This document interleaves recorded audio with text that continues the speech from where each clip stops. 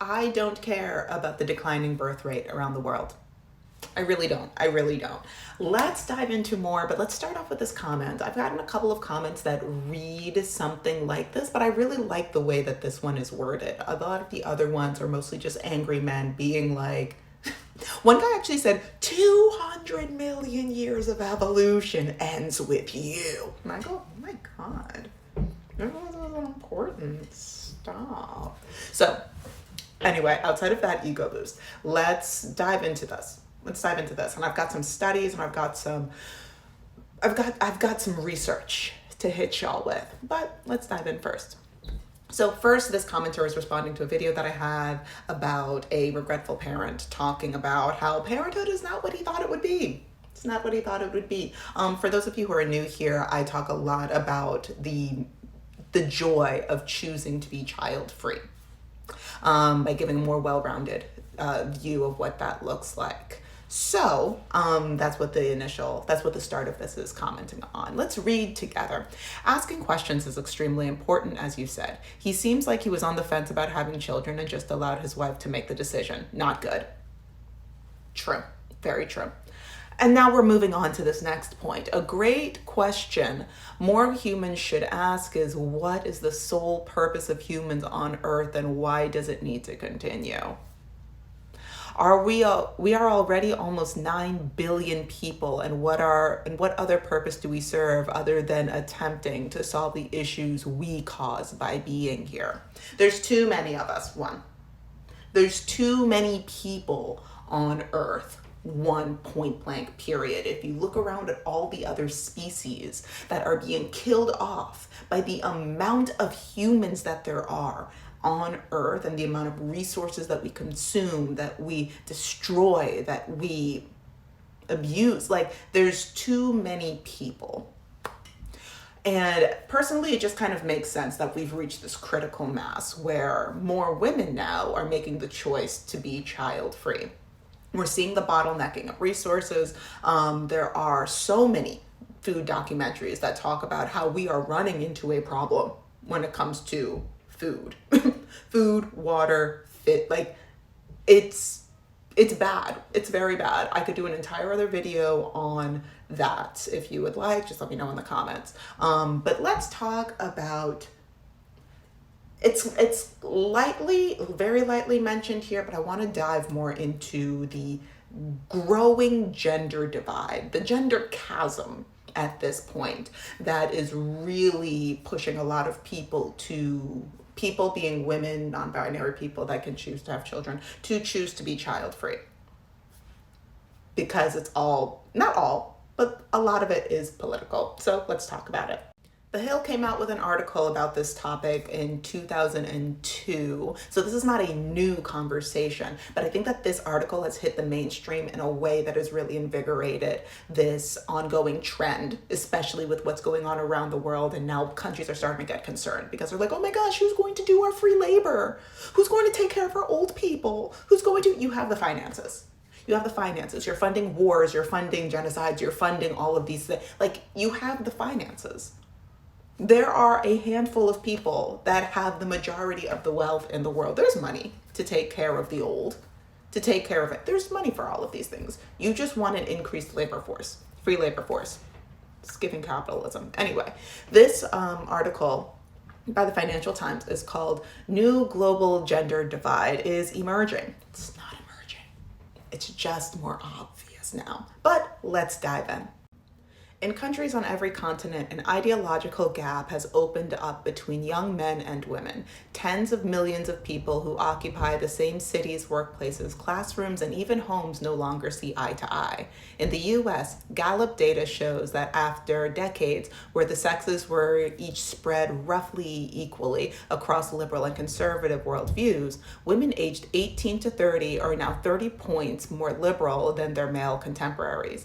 That gap took just 6 years to open up. Fun fact, and I'll show you that article later, the Gallup actually came out with a new article like 2 days ago. These numbers have changed. Putting that out there. Germany also shows a 30-point gap between increasingly conservative young men and progressive female contemporaries.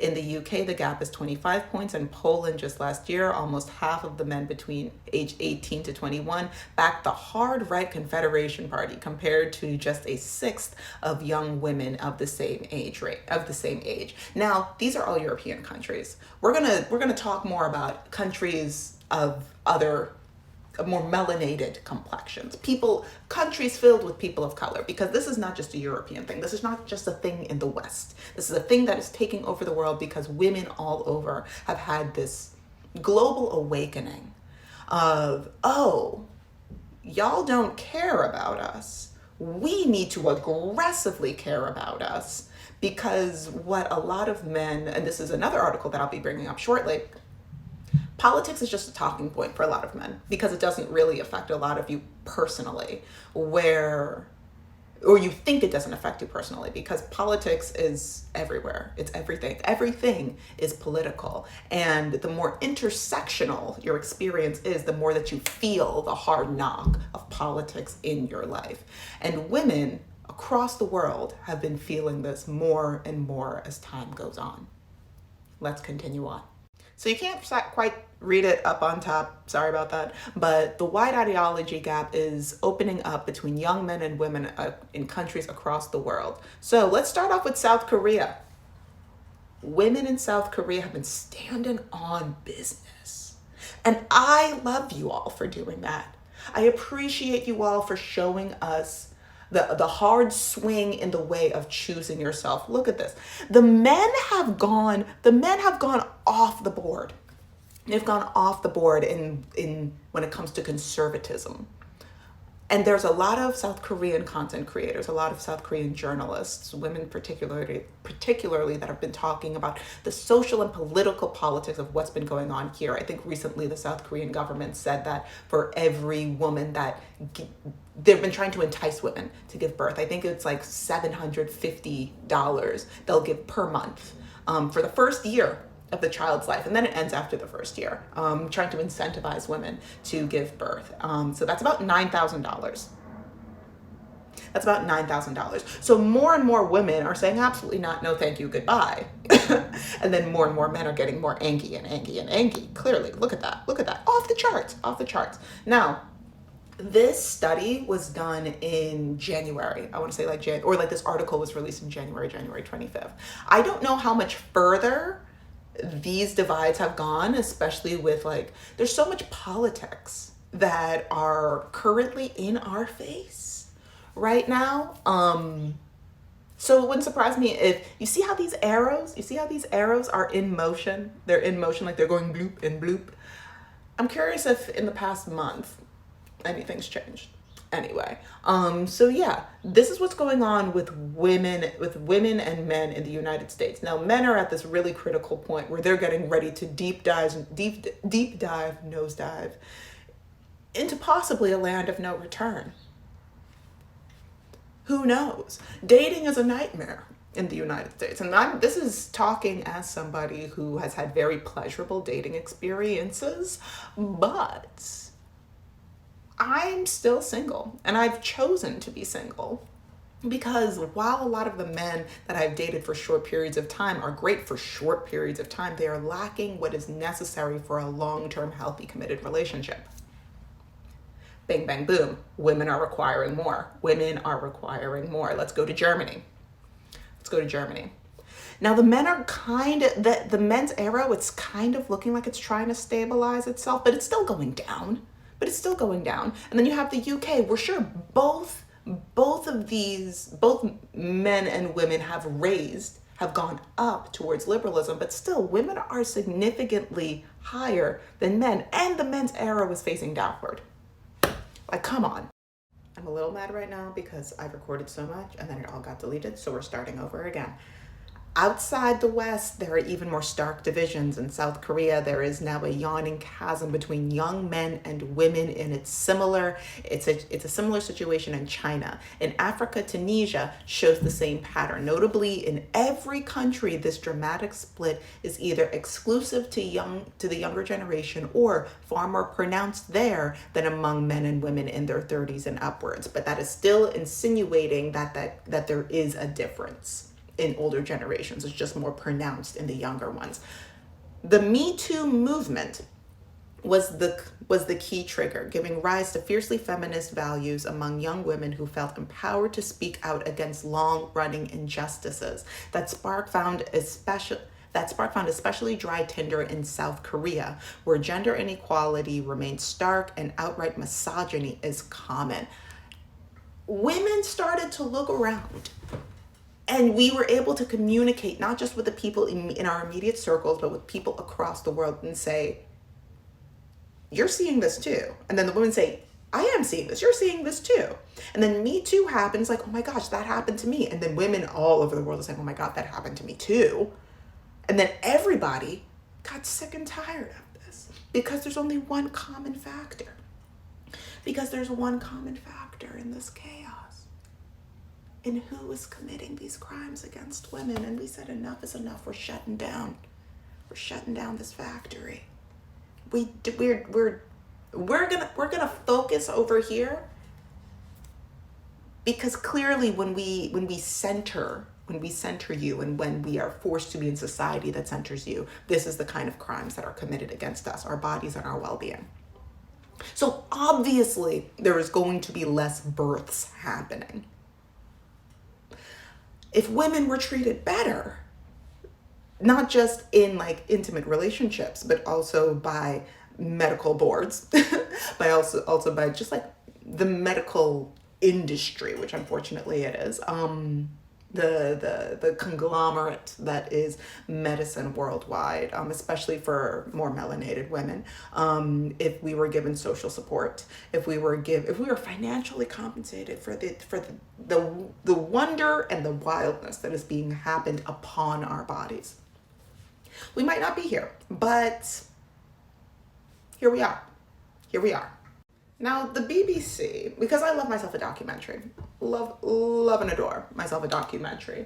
And I went to go find a documentary that I love nature documentaries more specifically. And in a certain nature documentary, I can't remember which one, but it was said that I can find this online. But before I find this online, I want to say that I know that there are specifics made, like exceptions made for people, made for humans, because we're not like other mammals. We're different. We're wonderful. We're individuals. Are we? Are we? I want us to really, really ask ourselves, how different are we? Because animals have their own languages. They have their own, not just language from like within a species. No, it has been very thoroughly documented that different orca pods have their own languages. So when things happen that humans have caused that kill off an entire orca pod, you have literally, like, we have killed off a culture. We have killed off a language. We have killed off a lineage, right? Animals are able to communicate with each other. Animals have funerals, mourning processes. You see it with elephants all the time.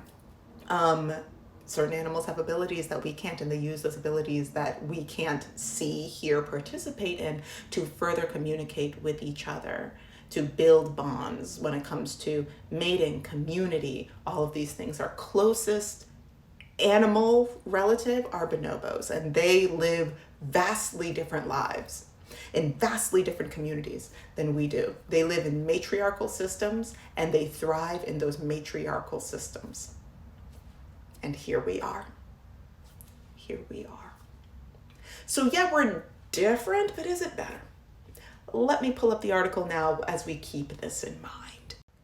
So starting up the top, although an estimated 90% of bird species partner up for life, same can't be said for mammals. According to Jimenez P. Niar and Larry P. Young's study, Genes to Brain to Behavior, it is estimated that only 3 to 5% of all mammal species, excluding humans, form monogamous relationships. Now, I'm not saying that we can't form monogamous relationships. I am a monogamous person. I arguably know more monogamous people than non-monogamous people. I'm just saying that healthy monogamy among humans is rare. Healthy monogamy around humans is rare. There is a bird, the albatross. I want to say it's the waved albatross. Clearly you know that I live for. Anyway, I can't remember how long their lifespans are, but it's not like 60, 70 years. I want to say it's maybe about like 25.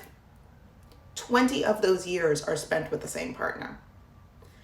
Equal partnership when it comes to child rearing, they also have romance. Yes, even though they spend a lot of time separated at sea, albatross tend to be very solitary creatures, but they always find each other and they court each other every time that they meet. And their kids see it. And then they raise those kids 50-50. And I'm not saying a 50-50. I'm not saying, oh yeah, like he paid for the time. No. They had equal participation in the child rearing. It wasn't just the women. And it's as opposed to when you look in mammal society, who tends to do the majority of the child rearing? And then who is running off rampant in a forest or in a woodland or in a desert or in a wood. And I'm just saying, I don't think we are as different as we want to believe that we are. And there are exceptions. I'm just saying that we need to stop thinking that the exceptions take up 75% of the population of men that we are dealing with. They are exceptions. And so, like other mammals, like other female mammals, I think that when it comes to having kids, especially as we look at the growing gender divide, we need to be looking at nature and saying, this is a long-standing formula that has worked for species on species on species. What can we learn from the source, from nature, from Mother Earth? What can we see? What are some patterns? Let's talk about it. You know what, actually, this video was going to be a whole hour and 45 minutes long if I talk about it right now. So if you do want me to talk about it, let me know in the comments, and then I will make an entire other video showing all of my favorite documentary clips detailing exactly what I'm talking about, because it needs to be discussed. It needs to be discussed. And full disclaimer, it's not always the biggest and the strongest that are able to mate at the end of the day. It's not. It's not. A lot of the time, depending on the species, it can be the most artistic. It can be the most creative. It can be the most cunning. It can be the best singer. It can be whatever. It changes from species to species. And that's not to say to look for those specific qualities in a man, but there are things that the females within those species are looking for that the males within that species demonstrate, that tells them, okay, while I will do the majority of the child rearing, if not all of the child rearing, I know that the offspring that we produce will have the best start possible, because you have proven to me that you can do insert something here. It's a colorful plethora of things that I think can parallel immediately, directly into our experience of vetting men, especially in this terrifying age of men becoming more conservative. So, like, share, subscribe, all of those things. I'm gonna continue this conversation. So I'll talk to you later. Bye.